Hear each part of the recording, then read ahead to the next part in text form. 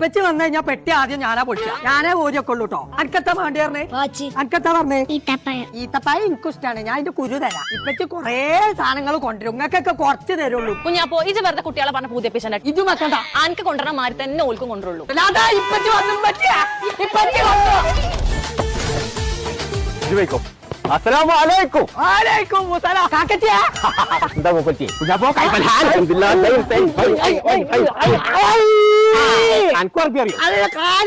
ശരി എത്ര സാധനം കൊടുത്തേ? ഞാനെന്ത് കൊടുത്തു? പാസ്പോർട്ട് കൊടുത്തു. പൊന്നാര മോൾക്ക് ഇക്കാണ്ട കുട്ടികളൊക്കെ നമ്മ കുടുംബത്തിൽപ്പെട്ടതാ.